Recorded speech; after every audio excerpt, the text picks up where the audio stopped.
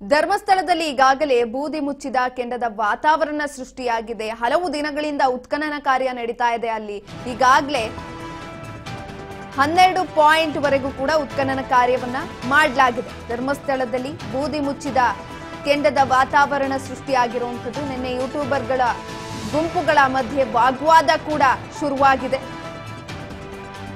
ಗೊಂದಲದ ಮಧ್ಯೆಯೇ ಇದೀಗ 13ನೇ ಪಾಯಿಂಟ್ ನಲ್ಲಿ ಉತ್ಖನನ ಕಾರ್ಯ ನಡೆಯುತ್ತಾ ಅನ್ನುವ ಪ್ರಶ್ನೆ ಕೂಡ ಕಾಡ್ತಾ ಇರುವಂತದ್ದು. 13ನೇ ಪಾಯಿಂಟ್ ಉತ್ಖನನ ನಡೆಯುತ್ತಾ ಎಂಬ ಪ್ರಶ್ನೆ ಇದೀಗ ಭುಗಿಲೆದ್ದಿದೆ.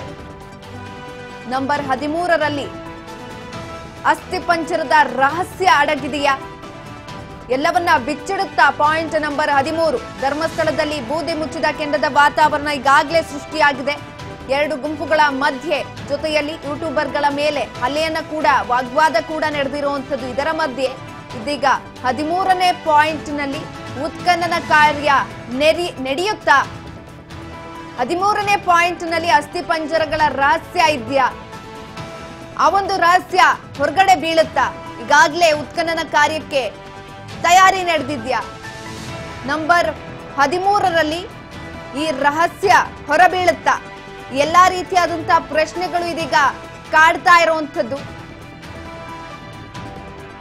ಈಗಾಗಲೇ ಹಲವು ಜಾಗಗಳನ್ನ ಅಗೆಯಲಾಗಿದೆ. ಅದರ ಜೊತೆಯಲ್ಲಿ ಇದೀಗ ಲಾಸ್ಟ್ ನಲ್ಲಿ 13ನೇ ಪಾಯಿಂಟ್ ನಲ್ಲಿ ಉತ್ಖನನ ಕಾರ್ಯ ನಡೆಯುವಂತದ್ದು. ಎಲ್ಲಾ ರೀತಿಯಾದಂತಹ ಸಿದ್ಧತೆಗಳನ್ನ ಕೂಡ ಮಾಡಿಕೊಳ್ಳಲಾಗಿದೆ.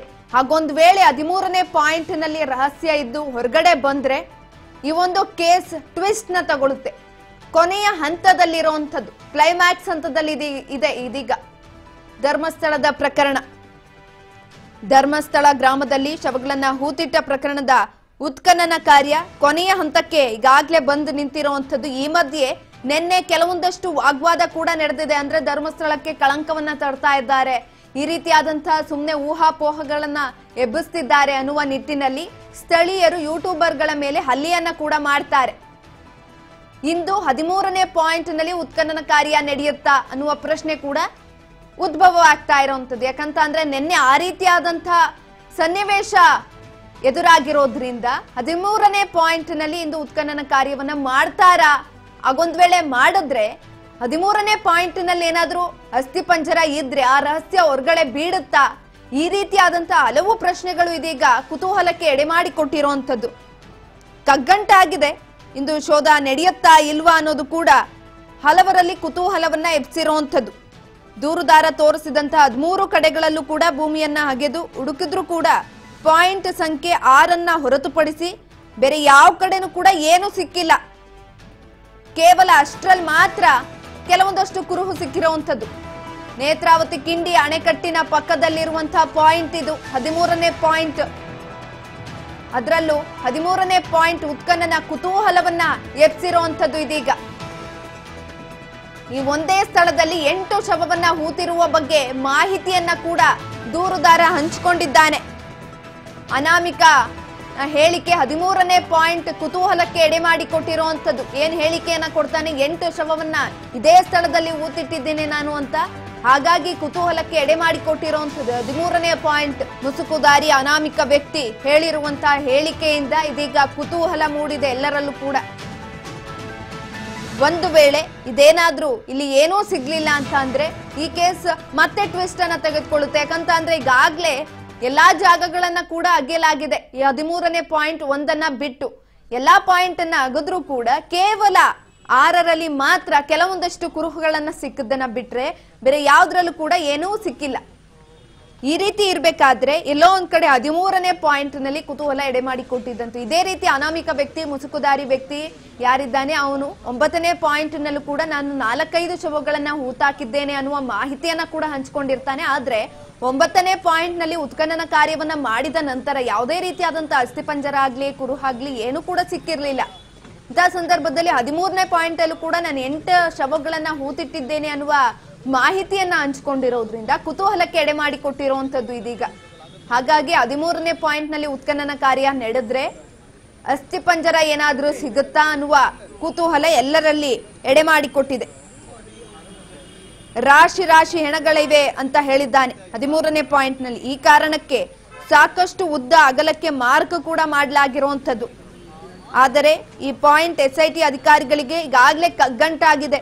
ನೇತ್ರಾವತಿ ಕಿಂಡಿ ಅಣೆಕಟ್ಟಿನ ಪಕ್ಕದಲ್ಲಿ ಈಗಾಗಲೇ ಪಾಯಿಂಟ್ 13ರಲ್ಲಿ ಕೆಲವೊಂದಷ್ಟು ರೀತಿಯ ರೂಪುರೇಷೆಗಳನ್ನ ಹಾಕಿಕೊಂಡು ಅಲ್ಲಿನ ಜಾಗವನ್ನ ಅಗೆಯೋದಕ್ಕೆ SIT ತಂಡ ನಿರ್ಧಾರವನ್ನ ಮಾಡಿರುವಂತದ್ದು. ಈಗಾಗಲೇ ಹಲವು ಜಾಗಗಳನ್ನ ಕೂಡ ಅಗ್ದಿದ್ದಾರೆ. ಆದ್ರೆ ಕೇವಲ ಒಂದೇ ಒಂದು ಪಾಯಿಂಟ್ ನಲ್ಲಿ 12 ರೀತಿಯಾದಂತಹ ಮೂಳೆಗಳನ್ನ ಬಿಟ್ರೆ ಯಾವುದೇ ರೀತಿಯಾದಂತಹ ಕುರುಹುಗಳು ಸಿಕ್ಕಿಲ್ಲ.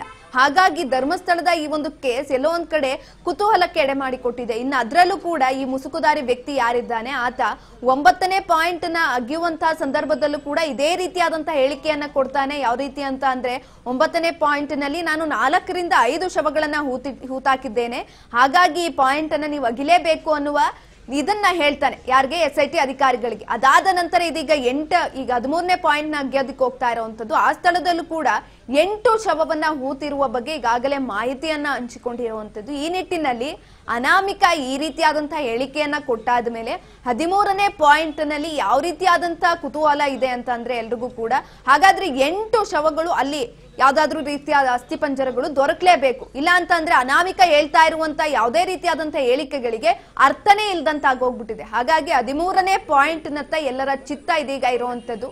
ಆದಷ್ಟು ಬೇಗ ಈ ಒಂದು 13ನೇ ಪಾಯಿಂಟ್ ಅನ್ನ ಅಗೆಯೋದಕ್ಕೆ ಈಗಾಗಲೇ SIT ತಂಡಗಳು ಕೆಲವೊಂದಷ್ಟು ರೂಪುರೇಷೆಗಳನ್ನ ಹಾಕೊಂತಾ ಇದ್ದಾರೆ. ಯಾಕಂದ್ರೆ ಸುತ್ತ ಕೆಲವೊಂದಷ್ಟು ಶೀಟ್ ಗಳನ್ನ ಹಾಕಿ ಯಾರಿಗೂ ಕೂಡ ಕಾಣಿಸಬಾರ್ದು. ಅಗೆಯಬೇಕಾದ್ರೆ ಕೆಲವೊಂದಷ್ಟು ಕುರುಹುಗಳು ಸಿಕ್ಕಿದ್ರು ಕೂಡ ಆ ಒಂದು ಸಾಕ್ಷ್ಯಗಳು ಯಾರ ಕಣಿಗೂ ಕಾಣಬಾರ್ದು ಅನ್ನುವ ನಿಟ್ಟಿನಲ್ಲಿ, ಸಾಕ್ಷ್ಯ ನಾಶ ಆಗಬಾರ್ದು ಅನ್ನುವ ನಿಟ್ಟಿನಲ್ಲಿ ಕೆಲವೊಂದಷ್ಟು ಕ್ರಮಗಳನ್ನ ಕೂಡ ತೆಗೆದುಕೊಳ್ತಾ ಇರುವಂತದ್ದು. ಈ ನಿಟ್ಟಿನಲ್ಲಿ ಈಗಾಗಲೇ ಹಲವು ಕುತೂಹಲವನ್ನ ಎಡೆ ಮಾಡಿಕೊಟ್ಟಿರುವಂತದ್ದು ಧರ್ಮಸ್ಥಳಕ್ಕೆ. ಈ ನಿಟ್ಟಿನಲ್ಲಿ ನಿನ್ನೆ ಕೂಡ ಕೆಲವೊಂದಷ್ಟು ರೀತಿಯಾದಂತಹ ಗಲಾಟೆಗಳು ಕೂಡ ನಡೆದಿದೆ. ಅಲ್ಲಿ ಸ್ಥಳೀಯರು ಯಾರಿದ್ರು ಅವರು ಕೂಡ ಯೂಟ್ಯೂಬರ್ ಮೇಲೆ ಕೆಲವೊಂದು ಹಲ್ಲೆಗಳನ್ನ ಮಾಡ್ತಾರೆ.